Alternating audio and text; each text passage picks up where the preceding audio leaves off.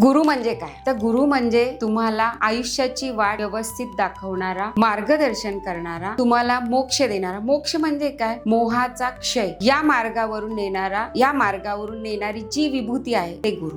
गुरु म्हणजे तुमचे शिक्षक नाही, गुरु म्हणजे तुमचा सल्लागार नाही. तर गुरु हा असा एक मार्ग आहे की जो भगवंतांनी पृथ्वी तलावर निर्माण केलेला आहे. की भगवंताला भेटण्यासाठी सुद्धा गुरूंचं मार्गदर्शन लागतं. तर गुरु शिष्याला हाताला धरून भगवंत प्रसन्न करून देण्याचा हा गुरुचं मार्गदर्शन किंवा या गुरूंची दीक्षा सहजासहजी कोणाला प्राप्त होत नाही. आणि आजकाल असं झालेलं आहे की गुरूंचं खरंच महात्म्य सगळेजण विसरायला लागले. गुरु शिष्य परंपरा ही थोडीशी लोप पावत चाललेली आहे. तर गुरु म्हणजे काय? तर याचं ज्ञानच कोणाला झालेलं नाही. कारण गुरु हा अज्ञानातून ज्ञानाकडे घेऊन जाण्याचा मार्ग आहे. पण आजची युवा पिढी नेहमी कोणाला गुरु मानत आली असेल तर ती मोबाईलला. याला कारण सांगण्याचं असं आहे की प्रत्येक क्षणी हातात मोबाईल आहे. Mobile mobile mobile. त्यामुळे सगळ्यांना असं वाटायला लागलंय की या मोबाईल मधून मला सगळं काही मिळतं, या मोबाईल मधून मला सगळं ज्ञान मिळतं. म्हणजे अप्रत्यक्षरित्या सगळेजण आताची पिढी या मोबाईलला गुरु मानायला लागलेली आहे. पण मोबाईल काय माहितीये का तुम्हाला? मोबाईल हे राहूचं प्रतीक. आणि राहू काय?